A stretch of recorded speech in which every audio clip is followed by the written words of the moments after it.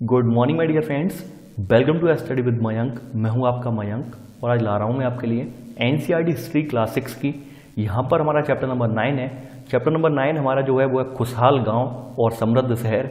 देखिए ये चैप्टर हम यहाँ पे जानेंगे, यानी खुशहाल गांव और समृद्ध शहर, ये हमारा चैप्टर का नाम है। इस चैप्टर के बारे में हम पढ़ेंगे। दोस्तों आप में से काफ़ी सारे लोगों के मुझे कमेंट मिल रहे हैं। कोई कह रहा है इकोनॉमी सर कंप्लीट करवाइए, इकोनॉमी के नोट्स बनवाइए, हिस्ट्री के नोट्स बनवाइए। देखिए मैं सभी के नोट्स बनवाऊंगा। आपकी जो अधीरता है वो मैं समझ सकता हूं, लेकिन मेरे सामने भी कुछ चुनौतियां हैं। सबसे बड़ी चुनौती मेरे सामने ये है कि मुझे ये नोट्स जो हैं लगभग 2 फॉर्म में तैयार करने पड़ रहे हैं। 2 फॉर्म में तैयार कैसे करने पड़ रहे हैं? एक तो मैंने मेरे अपने खुद के नोट्स हैं, खुद के नोट्स, यानी कि मैंने खुद के इतने डिटेल में नोट्स नहीं लिखे हैं, मैंने खुद के हिसाब से बनाए, यानी जल्दी जल्दी में कि मुझे कहाँ पर कौन सी लाइन, यानी कि एक एक पेज में ही मैंने समाप्त कर लिए हैं। अब यहाँ पर मैं जो आपको नोट्स बनवा रहा हूँ वो मैं एक एवरेज स्टूडेंट को देखते हुए बनवा रहा हूँ। यानी कि मेरा जो बनवाने का टारगेट यही है कि कोई एवरेज स्टूडेंट भी अगर इसे उठा के देख लेगा तो उसे पूरा समझ में आ जाएगा। तो दोनों में डिफरेंस है। तो मैंने ये डिसाइड किया है जब तक आपकी लगभग आधी हिस्ट्री जब तक नहीं हो जाएगी तब तक हम कोई नया नोट्स, नया किसी सब्जेक्ट का नोट्स नहीं बनवाएंगे। यानी कम से कम क्लास 8 तक जब तक हम हिस्ट्री कवर नहीं कर लेंगे तब तक ना मैं हिस्ट्री ना इकोनॉमी इनमें से किसी के भी नोट्स नहीं बनवाने वाला हूँ। ठीक है, तो आप कुछ दिन और वेट कर लीजिए। आई थिंक हम लगभग यहाँ पर इसमें 3 चैप्टर और रह गए हैं। इसके अलावा लगभग 15 दिन की और रह जाएगी, यानी कि आपका जुलाई यानी 10 जुलाई तक ये करीब कंप्लीट हो जाएगा। उसके बाद हम साथ साथ हिस्ट्री के भी पैरेलल में स्टार्ट कर सकते हैं या इकोनॉमी के भी पैरेलल में स्टार्ट कर लेंगे। तो आई होप आपको मेरी बातें समझ में आ गई होंगी। अगर आप मेरी बातों से सहमत हो तो प्लीज़ आप बताएं कमेंट में कि हाँ सर ये सही है या गलत है। तो चलिए बढ़ते हैं, आज बनाते हैं इसी क्रम में। आज चैप्टर नंबर 9 के नोट्स बनाएंगे हम। देखिए चैप्टर नंबर 9 में जो आपका नाम है, यानी कि जैसा कि नाम से दिखाई दे रहा है खुशहाल गांव और समृद्ध शहर, तो इस गांव में देखिए यहाँ पर कोई गांव और कोई शहर कैसे समृद्ध बनेगा। समृद्ध बनाने में सबसे बड़ा योगदान होता है खेती का, यानी उस समय सबसे बड़ा योगदान जो होता है खेती का। तो देखिए यहाँ पे आप पहली हेडिंग डालेंगे लोहे के औजार और खेती। लोहे के औजार और खेती, देखिए पहला पॉइंट है यहाँ पर लोहे के औजार और खेती में। उपमहाद्वीप में लोहे का प्रयोग लगभग 3000 साल पहले शुरू हुआ था। यानी कि उपमहाद्वीप यानी भारत के जो भारत उपमहाद्वीप है इसमें लोहे का प्रयोग लगभग 3000 साल पहले शुरू हो गया था। सबसे ज्यादा जो लोहा है, सबसे ज्यादा लोहा और लोहे के औजार बड़ी संख्या में जो मिले हैं हमें, वो मिले हैं महापाषाण कब्रों से। यानी महापाषाण कब्रों में लोहे के औजार और हथियार बड़ी संख्या में मिले हैं। ये आपका सेकंड पॉइंट है। यानी पहला पॉइंट है उपमहाद्वीप में लोहे का प्रयोग लगभग 3000 साल पहले शुरू हुआ। सेकंड पॉइंट है महापाषाण कब्रों में लोहे के औजार और हथियार बड़ी संख्या में मिले हैं। ठीक है, थर्ड पॉइंट है आपका यहाँ पर, देखिए थर्ड पॉइंट आप ध्यान से लिखिए। देखिए यहाँ पर है करीब 2500 वर्ष पहले लोहे के औजारों के बढ़ते उपयोग का प्रमाण मिलता है। इनमें जंगलों को साफ करने के लिए कुल्हाड़ियां और जुताई के लिए हलों के फाल शामिल हैं। देखिए अब ये थर्ड पॉइंट आप लिखेंगे, जंगल साफ करने की कुल्हाड़ियां तथा जुताई के लिए हलों के फाल का प्रमाण करीब 2500 साल पहले मिले हैं। यानी कि फिर से आप मैं रिपीट कर रहा हूं कि जंगलों को साफ करने की कुल्हाड़ियां और जुताई के लिए हलों के फाल के प्रमाण करीब 2500 वर्ष पहले मिले हैं। ठीक है, ये आपका थर्ड पॉइंट हो गया। इसी के साथ ही आपके लोहे के औजार और खेती वाले तीनों पॉइंट यहाँ पे कवर हो जाते हैं। तो चलिए अब आगे बढ़ते हैं। अगली जो आपकी हेडिंग है, अगली हेडिंग है आपकी सिंचाई।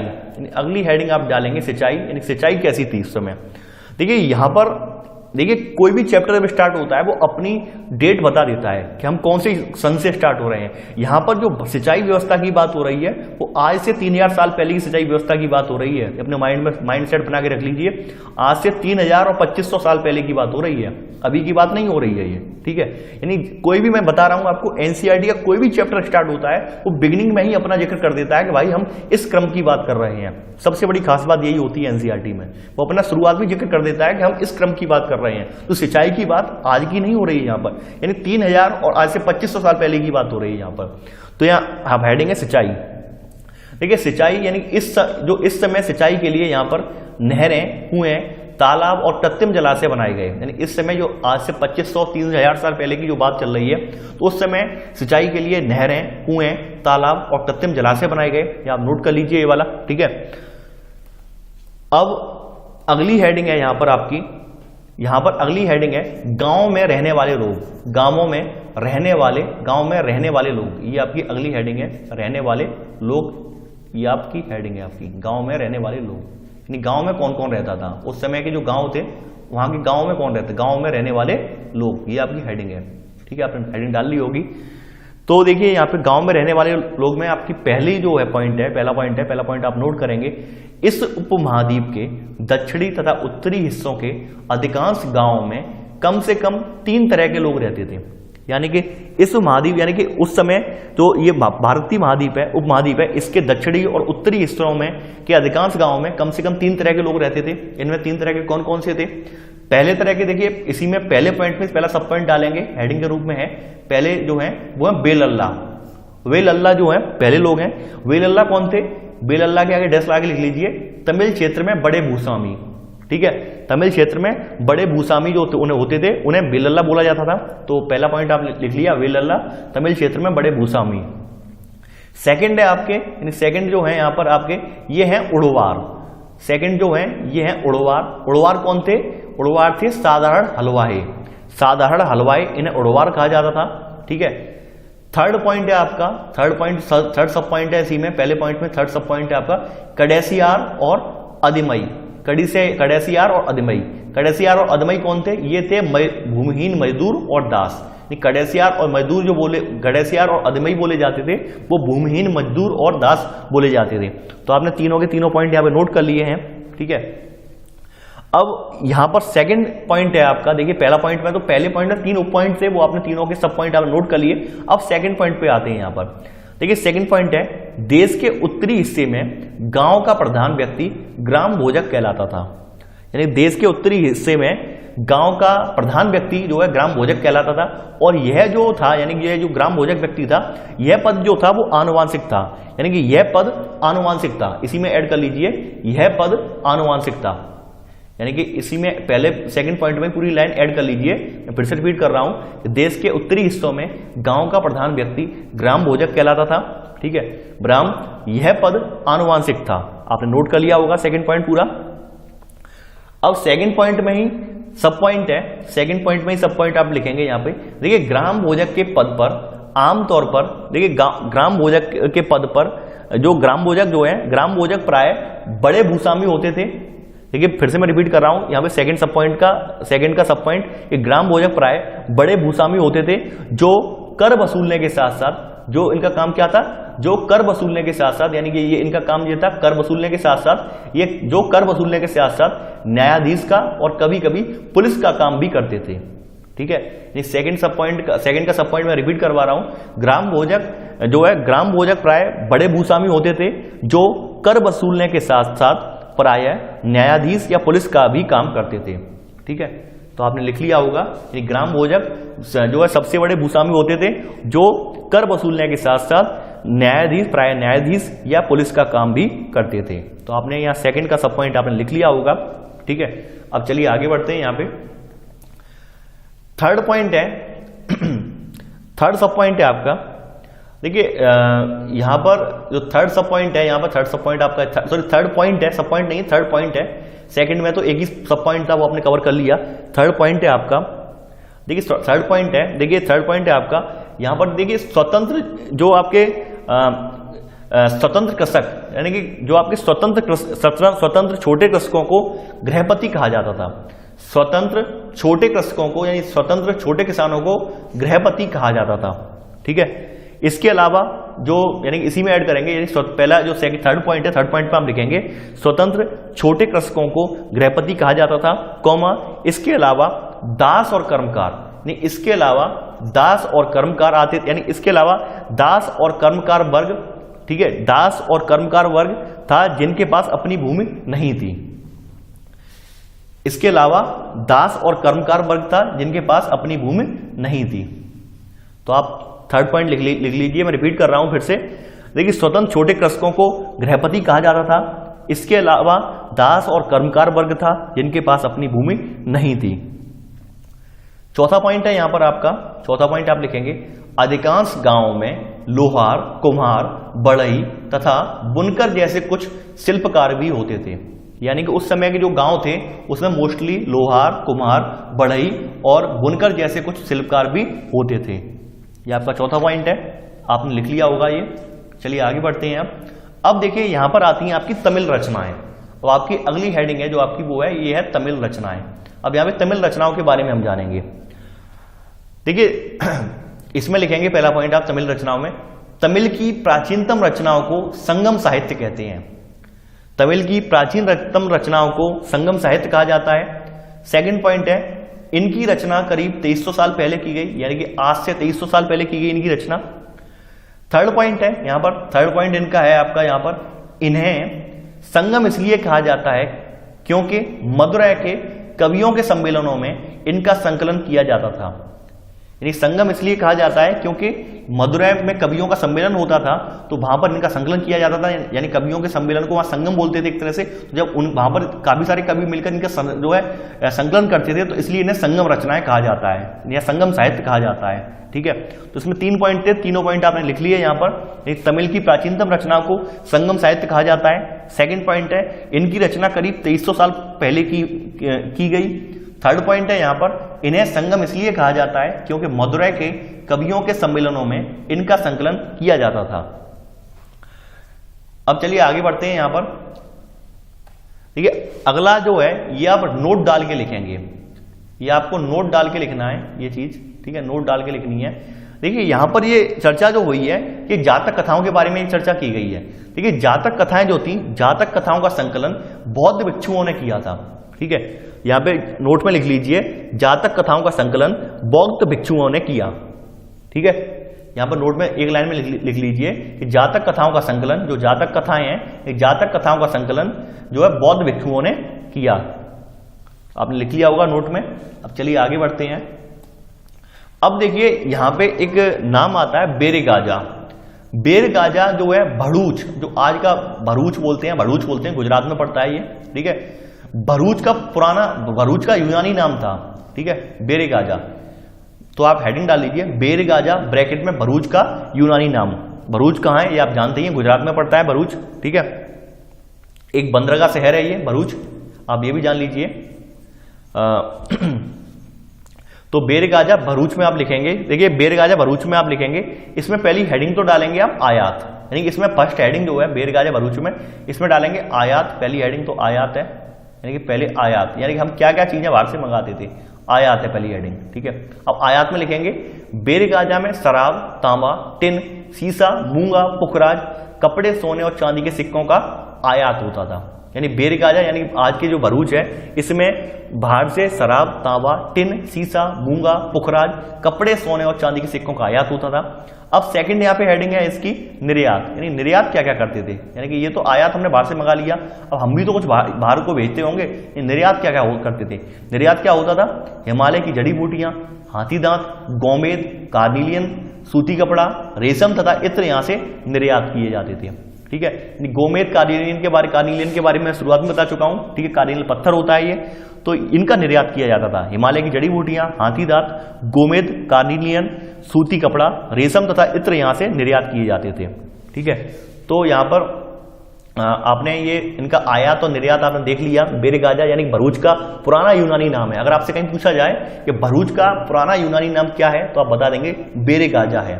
ठीक है, या फिर इस तरह से पूछा जाए बेरगाजा किस प्राचीन पत्तन का नाम है, प्राचीन पत्तन शहर का नाम है, भरूच का नाम है। ठीक है, तो चलिए आगे बढ़ते हैं आप। अब अगली हेडिंग है यहां पर आपकी, जो अगली हेडिंग है, यानी कि अगली हेडिंग है 1 लाइन की हेडिंग है, 1 लाइन का ही इसमें लिखना है आपको। ये है आहत सिक्के, यानी कि इनका जो है अगला है आहत सिक्के, इनके बारे में आप लिखेंगे आहत सिक्के। ठीक है, आहत सिक्के एक लाइन की है, एक लाइन लिखनी है बस। इनमें आहत सिक्के में जानना जरूरी है होते क्या है। आहत सिक्के क्या थे, चांदी या सोने के सिक्कों पर विभिन्न आकृतियों को आहत कर बनाए जाने के कारण इन्हें आहत सिक्का कहा जाता था। आहत का मतलब क्या होता है कि किसी से आघात करके, चोट पहुंचा के उस पर कोई आकृति उकेरना। ठीक है, तो चांदी या सोने के सिक्कों पर विभिन्न आकृतियों को आहत कर बनाए जाने के कारण इन्हें आहत सिक्का कहा जाता था। किस पे बनाई जाती थी, चांदी या सोने के सिक्कों पर। ठीक है, तो आप आहत सिक्के में ये लाइन लिख लीजिए पूरी ये, कि चांदी या सोने के सिक्कों पर विभिन्न आकृतियों को आहत कर बनाए जाने के कारण इन्हें आहत सिक्का कहा जाता था। ठीक है, अब चलिए आगे बढ़ते हैं यहां पर। अब देखिए, अब आपका जो नगर आता है वो आता है मथुरा नगर, यानी कि आज ये मथुरा नगर का इसमें जिक्र हुआ है, मथुरा। तो आप हेडिंग डाल लीजिए मथुरा। ठीक है, अब मथुरा में लिखेंगे देखिए मथुरा में आपको यहां पे पहला पॉइंट आपको लिखना है मथुरा में, पहला पॉइंट आप मथुरा में लिखेंगे यहां पर, लगभग 2000 साल पहले मथुरा कुषाणों की दूसरी राजधानी बनी। यानी कि लगभग 2000 साल पहले मथुरा कुषाणों की दूसरी राजधानी बनी। ठीक है। सेकंड, यहां पे पहले पॉइंट में सब पॉइंट आप लिखेंगे, सॉरी पहले पॉइंट में नहीं लिखेंगे, यानी अगला पॉइंट है, सेकंड पॉइंट है यहां पर, सेकंड पॉइंट है, सेकंड पॉइंट में आप लिखेंगे यहां पर सेकंड पॉइंट, यानी कि पहला पॉइंट तो आपने लिख लिया होगा, लगभग 2000 साल पहले मथुरा कुषाणों की दूसरी राजधानी बना। सेकंड पॉइंट है, यह यातायात और व्यापार के दो मुख्य रास्तों पर स्थित था। ठीक है। यानी कि यह यातायात और व्यापार के दो मुख्य रास्तों पर स्थित था। कौन कौन से दो रास्ते थे? पहला पॉइंट, पहला सब पॉइंट लिखेंगे सेकंड पॉइंट में, पहला था उत्तर पश्चिम से पूर्व की ओर। ठीक है। पहला रास्ता था उत्तर पश्चिम से पूर्व की ओर, यानी तक्षशिला की ओर से आने वाला रास्ता। सेकंड रास्ता जो था, सेकंड सब पॉइंट आप लिखेंगे, सेकंड सब पॉइंट, सेकंड जो रास्ता था वो था उत्तर से दक्षिण की ओर जाने वाला, उत्तर से दक्षिण की ओर जाने वाला। ठीक है। तो आपने दोनों पॉइंट यहां पे लिख लिए। सेकंड, यानी सेकंड पॉइंट था यह यातायात और व्यापार के दो मुख्य रास्तों पर स्थित था। पहला सब पॉइंट है उत्तर पश्चिम से पूर्व की ओर। सेकंड पॉइंट है, दूसरा जो सेकंड सब पॉइंट है, दूसरा उत्तर से दक्षिण की ओर जाने वाला था। ठीक है। तो आपने दोनों पॉइंट लिख लिए यहां पर। अब थर्ड पॉइंट है आपका यहां पर, मथुरा में शहर के चारों ओर किलेबंदी थी, यानी शहर के चारों ओर किलेबंदी थी और इसमें अनेक मंदिर थे। यानी शहर के चारों ओर किलेबंदी की गई थी और इसमें अनेक मंदिर थे। ठीक है। चौथा पॉइंट है यहां पर आपका, चौथा पॉइंट है, देखिए आसपास के जो किसान और पशुपालक थे वो शहर में रहने वालों के लिए भोजन जुटाते थे। यानी कि यहां पर उस समय क्या था कि भोजन जो शहर के लोग थे वो अपना भोजन नहीं जुटाते थे, वो किसानों और पशुपालकों पर निर्भर थे। यानी आसपास के किसान और पशुपालक शहर में रहने वाले जो है रहने वालों के लिए भोजन जुटाते थे। ये आपका चौथा पॉइंट है। पांचवा पॉइंट है आपका यहां पर है, पांचवा पॉइंट है आपका यहां पर, मथुरा जो है वो बेहतरीन मूर्तियां बनाने का केंद्र था। मथुरा बेहतरीन मूर्तियां बनाने का केंद्र था। यह पांचवा पॉइंट है। छठवां पॉइंट है आपका, छठवां पॉइंट आपका जो है, छठवां पॉइंट आप छठवां पॉइंट लिखेंगे, मथुरा एक धार्मिक केंद्र भी रहा है।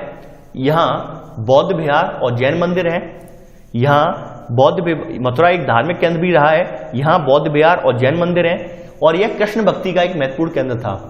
केंद्र था क्या, केंद्र रहा है और आज भी है कृष्ण भक्ति का। तो छठवां पॉइंट लिख लीजिए, मथुरा एक धार्मिक केंद्र भी रहा है, यहां बौद्ध विहार और जैन मंदिर है और यह कृष्ण भक्ति का एक महत्वपूर्ण केंद्र है या था ही लिख लीजिए। ठीक है। तो आपने छठवां पॉइंट भी आपने यहां कवर कर लिया। सातवां पॉइंट है यहां पर, देखिए सातवां पॉइंट इंपॉर्टेंट है यहां पर।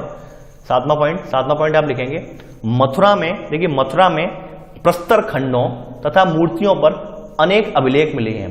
यानी मथुरा में क्या है, प्रस्तर खंड है और मूर्तियां हैं, जो छोटे छोटे प्रस्तर हैं, यानी छोटे छोटे पत्थर के जो खंड हैं और मूर्तियों पर अनेक अभिलेख उत्कीर्णित किए हुए मिले हैं। और आमतौर पर जो अभिलेख हैं, यानी जो यहाँ पर जो पॉइंट लिखेंगे सातवां, कि मथुरा में प्रस्तर खंडों तथा मूर्तियों पर अनेक अभिलेख मिले हैं जो संक्षिप्त, यानी जो संक्षिप्त हैं,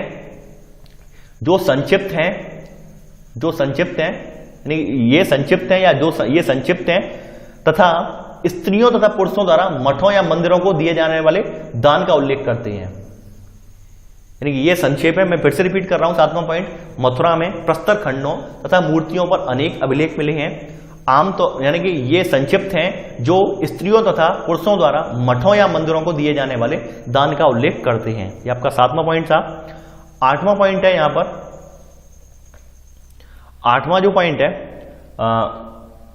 देखिए मथुरा के अभिलेख में सुनारों, लोहारों, बुनकरों, टोकरी बुनने वालों, माला बनाने वालों और इत्र बनाने वालों के उल्लेख मिलते हैं।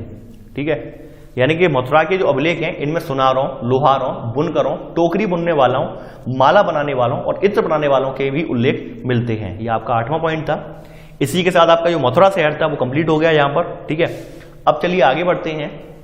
अगली हेडिंग है आपकी शिल्प तथा शिल्पकार। शिल्प तथा शिल्पकार, यह आपकी अगली हेडिंग है। अब यहां पर पहला पॉइंट लिखेंगे, यहां पर शिल्प और शिल्पकार में, पुराय स्थलों से, देखिए फिर से मैं रिपीट कर रहा हूं, पुराय स्थलों से मिट्टी के बहुत ही पतले, यानी पुराय स्थलों से मिट्टी के बहुत ही पतले और जो है मिट्टी के बहुत ही पतले, सुंदर और काले पात्र मिले हैं। काले चमकीले यानी काले रंग के बर्तन मिले हैं या काले चमकीले बर्तन मिले हैं। पहला पॉइंट आप लिखेंगे।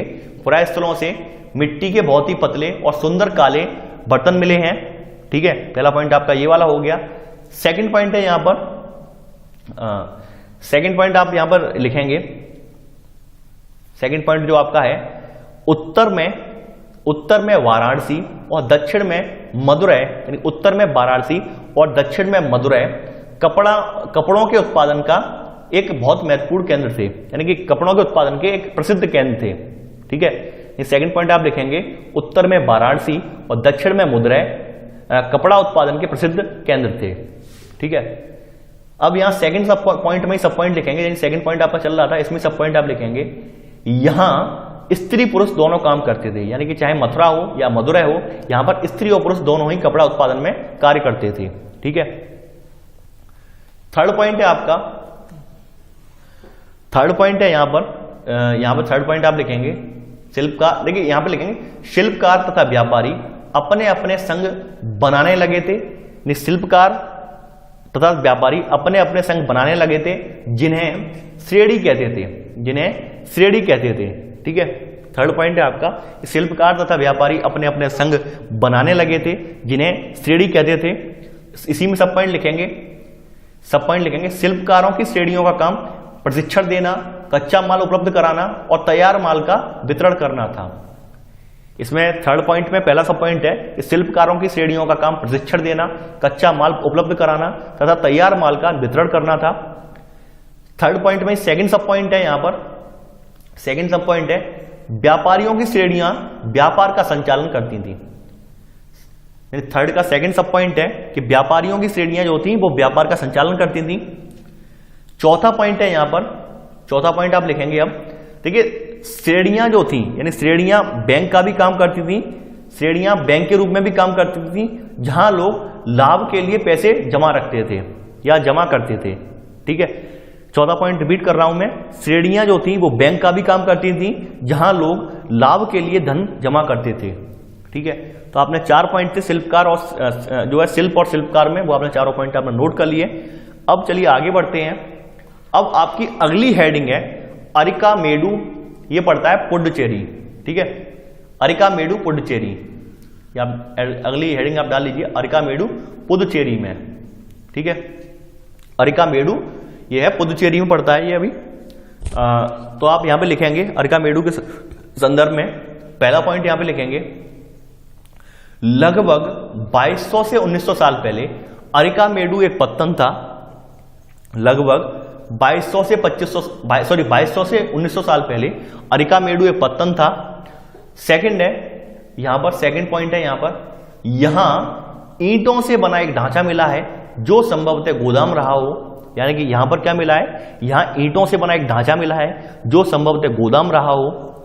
ठीक है, थर्ड पॉइंट है यहां पर, थर्ड पॉइंट यहां पर है, थर्ड पॉइंट आप देखिए ध्यान से पढ़ेंगे। थर्ड पॉइंट यहां पे बता रहा हूं, यहां भूमध्य सागरीय क्षेत्र के एम्फोरा, भूमध्य सागरीय क्षेत्र के एम्फोरा जैसे पात्र, यानी कि यहां पर भूमध्य सागरीय क्षेत्र के एम्फोरा जैसे पात्र तथा एरेटाइन, यानी कि एरेटाइन कहां का है, ये एरेटाइन है। एरेटाइन यहां ब्रैकेट में लिख लीजिए, इटली का शहर। एरेटाइन जो है वो इटली का एक शहर है, इटली के एक शहर का नाम भी एरेटाइन है, तो ब्रैकेट में लिख लीजिए इटली का शहर। ठीक है, ब्रैकेट में इटली का शहर जैसे मोहर लगे लाल चमकदार बर्तन भी मिले हैं। फिर से रिपीट कर रहा हूं, थर्ड पॉइंट, यहां भूमध्य सागरीय क्षेत्र के एम्फोरा जैसे पात्र तथा एरेटाइन ब्रैकेट में इटली का शहर ब्रैकेट बंद जैसे मोहर लगे लाल चमकदार बर्तन भी मिले हैं। ठीक है, चौथा पॉइंट है यहां पर, चौथा पॉइंट है यहां पर आपका, थर्ड पॉइंट आपने लिख लिया होगा, चौथा पॉइंट है यहां देखिए, यहां रोमन लैंप, शीशे के बर्तन तथा रत्न भी मिले हैं। यहां रोमन लैंप, शीशे के बर्तन तथा रत्न भी मिले हैं। ठीक है, रत्न भी मिले हैं। ठीक है, अब इसी में लिखेंगे विराम लगा के, शीशे और अर्ध बहुमूल्य पत्थरों से मन के बनाने के पर्याप्त साक्ष्य मिले हैं। इसी लाइन में चौथे पॉइंट में आप लिखेंगे। देखिए चौथा पॉइंट पूरा रिपीट कर रहा हूं मैं, यहां रोमन लैंप, शीशे के बर्तन तथा रत्न भी मिले हैं। शीशे तथा अर्ध बहुमूल्य पत्थरों से मन के बनाने के पर्याप्त साक्ष्य मिले हैं। 5वां पॉइंट है यहां पर, ठीक है, अरिका मेडू में छोटे छोटे कुंड मिले हैं जो, यानी अरिका मेडू में छोटे छोटे कुंड मिले हैं जो संभवतः कपड़े की रंगाई के पात्र रहे होंगे। ठीक है, अरिका मेडू में छोटे छोटे कुंड मिले हैं जो संभवतः कपड़े की रंगाई के पात्र रहे होंगे। ये आपके 5 पॉइंट थे, आपने पांचों के पांचों पॉइंट यहां पे कवर कर लिए। अब चलिए आगे बढ़ते हैं। ठीक है, अब देखिए, अब ये जो अगला जो है ये अन्यत्र में लिखा है, यानी अन्यत्र में क्या हुआ, यानी कि अपने भारत से बाहर उस समय समकालीन, उस समय क्या क्या घटना घटित हुई। तो अन्यत्र डाल के लिख लीजिए यहां पर, हेडिंग जो आपकी है अन्यत्र रोम, उसी समकालीन यानी उसी कालक्रम में अन्य शहरों में क्या, अन्य देशों में क्या चल रहा था, यानी उसी समय रोम में क्या चल रहा था। तो रोम की कहानी यहां पे दी हुई है, अन्यत्र रोम। तो यहां पे देखिए पहला पॉइंट आप लिखेंगे, ठीक है, पहला पॉइंट रोम में लिखेंगे। इसी में पहला, यह यूरोप और उत्तरी अफ्रीका तथा पश्चिमी एशिया तक फैला साम्राज्य था। पहला पॉइंट यहां पे लिखेंगे, यह यूरोप, उत्तरी अफ्रीका तथा पश्चिमी एशिया तक फैला साम्राज्य था। सेकंड है यहां पर पॉइंट है, सेकंड पॉइंट है, महत्वपूर्ण शासकों में ऑगस्टस प्रमुख हैं जिसने लगभग 2000 साल पूर्व शासन किया। ठीक है, यानी कि महत्वपूर्ण शासकों में से ऑगस्टस प्रमुख हैं जिसने करीब 2000 साल पहले शासन किया था। सेकंड पॉइंट आपने लिख लिया होगा। थर्ड पॉइंट आप यहां पे लिखेंगे। अब थर्ड पॉइंट आप लिखेंगे, देखिए थर्ड पॉइंट में बोलता जा रहा हूं, आप लिखते जाएंगे। ऑगस्टस ने रोम को संगमरमर का बनाया, यानी ऑगस्टस ने, जो रोम शहर था पहले ईंटों का बना हुआ था, बाद में जो ऑगस्टस राजा हुए थे आज से 2000 साल पहले, इन्होंने जो है रोम को संगमरमर पत्थर का बनाया। ठीक है, तो आप लिखिए थर्ड पॉइंट में, ऑगस्टस ने रोम को संगमरमर का बनाया। ठीक है, संगमरमर का बनाया। बड़े बड़े रंगमंडल यानी कि एम्फी थिएटर बनवाए, बड़े बड़े रंगमंडल तथा स्नानागार बनवाए, बड़े बड़े रंगमंडल तथा स्नानागार बनवाए। तो थर्ड पॉइंट में रिपीट कर रहा हूं फिर से, ऑगस्टस ने रोम को संगमरमर का बनाया, बड़े बड़े रंगमंडल तथा स्नानागार बनवाए। तो आपके 3 पॉइंट इसमें बन रहे थे, तो तीनों पॉइंट आपने लिख लिए यहां पर। ठीक है, अब चलिए आगे बढ़ते हैं। अब देखिए यहां पे, अब आपका चैप्टर तो एंड हो गया। अब यहां पे महत्वपूर्ण तिथियां हैं, ये आपको नोट कर लेनी है वीडियो वॉच करके। देखिए कल मैंने आपको एक चीज बताई थी, वो उस चीज का यहाँ पे जो है स्पष्टीकरण हो गया यहाँ पर, यानी कि इस चैप्टर में स्पष्टीकरण हो गया। कल एक ही चैप्टर में 2 अलग अलग जगह तिथियां लिखी हुई थी। जैसे नगरों का विकास जो होता है, जो महानगरों का विकास था, एक जगह तो उसी में लिख रहा था 2500 साल पहले, और दूसरी जगह महत्वपूर्ण तिथियों में लिख रहा था 3000 साल पहले। ठीक है, तो मैंने भी कल फिर से भी आपको बताया था कि 2500 साल पहले वाला सही है, 3000 साल पहले वाला वहां पे गलत है। लेकिन यहां पर हमें उसका पूरा प्रमाण मिलेगा इसी बुक में, अगले चैप्टर में। तो हम अब 2500 साल वाला यहां पे हमें प्रमाणिक एकदम सटीक मिल गया है। ठीक है, तो कुछ महत्वपूर्ण तिथियों में आप लिखेंगे। पहला पॉइंट है, उपमहाद्वीप में लोहे के प्रयोग की शुरुआत करीब 3000 साल पहले। सेकंड पॉइंट है, लोहे के प्रयोग में बढ़ोतरी, नगर, आहत सिक्के, करीब 2500 साल पहले इनका चलन हुआ। तो आपको यहीं इसी पॉइंट से, सेकंड वाले पॉइंट से प्रमाण मिल गया कि जो आरंभिक नगर थे, यानी महानगर थे, महानगरों का विकास जो हुआ है वो करीब 2500 साल पहले हुआ है। ठीक है, कल वाली वीडियो में, कल वीडियो में कंफ्यूजन नहीं था, मेन कंफ्यूजन था बुक में, यानी बुक में एक ही चीज को 2 अलग अलग तारीखों में दिखाया था, 2 अलग अलग समय जो है कालक्रम में दिखाया था, इस वजह से कंफ्यूजन था। लेकिन वो कंफ्यूजन आज दूर हो गया, 2500 साल ही यहाँ पे प्रमाणिक है। ठीक है, यानी कि जो महानगर थे, आरंभिक महानगरों का विकास हुआ है करीब 2500 साल पहले हुआ है। ठीक है, थर्ड पॉइंट है यहाँ पर, संगम साहित्य की रचना की शुरुआत जो हुई है वो करीब 2300 साल पहले हुई है। चौथा पॉइंट है, अरिका मेडू का पतन करीब 2200 से 1900 साल पहले। ठीक है, तो देखिए ये था हमारा आज का वीडियो, और इस वीडियो का अब आपको रिवीजन जो करना है, यानी उसके लिए टेस्ट सीरीज का रिवीजन करना है, यहाँ पर आई बटन है, इस पे लिंक मिल जाएगा। यहाँ पर नीचे वीडियो के डिस्क्रिप्शन में मैंने लिंक दे रखा है, उस पर जाकर आपको रिवीजन करना है। देखिए मैं आपसे बार बार रिपीट यही कर रहा हूं कि कोई भी वीडियो आप देखें, यानी कोई भी आप नोट्स बनाने के बाद अगर आप रिवीजन हाल के हाल कर लेंगे तो यकीन मानिए आपको 6 महीने तक भूलने वाले नहीं है। 6 महीने तक आपके माइंड में वैसी की वैसी चीजें सेट हो जाएंगी। और आप अभी अगर थोड़ा ढील डाल गए कि अरे अभी 1 घंटा तो पढ़ लिया हमने, अब 20 मिनट का टाइम और हम क्यों वेस्ट करें, नहीं पढ़ रहे हम, कल देख लेंगे, परसों देख लेंगे। अगर आप इस चीज में रहे तो यकीन मानिए आपको ये चैप्टर कभी तैयार नहीं होने वाला, केवल नोट्स के नोट्स बने रख जाएंगे, इससे ज्यादा और कुछ नहीं होने वाला। तो बेहतर यही होगा, नोट्स बनाने के बाद सबसे पहले क्या किया करें, सबसे पहले एक सरसरी नजर में पूरा नोट्स पढ़ लिया करें। एक 2 पेज का नोट्स होता है मुश्किल से, 2 पेज के नोट्स को पढ़ने में मुश्किल से 4 से 5 मिनट का टाइम लगेगा। 5 मिनट में नोट्स पढ़ लेंगे, 10 मिनट में आप पूरा वीडियो देख लेंगे इसका, तो सबसे बेस्ट है 10 मिनट में आपको पूरा चैप्टर में अपने जो है अपना स्वामित्व में आ जाएगा, तो वो ज्यादा बेहतर रहेगा। तो आई होप आप लोग ऐसा ही करेंगे। तो आज के लिए बस नहीं, थैंक्स फॉर वॉचिंग, जय हिंद।